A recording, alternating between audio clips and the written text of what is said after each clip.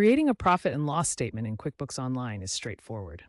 First, log into QBO. On the left sidebar, click Reports.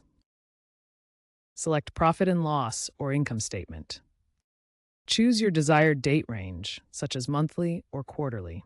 You can also compare periods or group data by income versus expenses. QBO automatically generates the report with real-time data from your connected accounts. Review the report. QBO's AI might suggest adjustments to improve accuracy. This feature helps in categorizing transactions automatically, reducing manual entry errors. QuickBooks Online offers powerful customization options for your profit and loss report. You can filter the report by classes, locations, or customers to focus on specific aspects of your business. Advanced options include adding percentage columns to analyze trends over time. After tailoring the report to your needs, export it easily by clicking the Export button.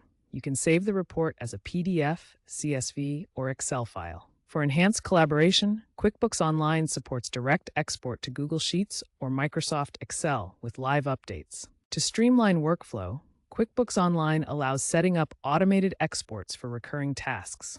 You can also integrate with popular apps like MailChimp to automatically distribute reports to stakeholders.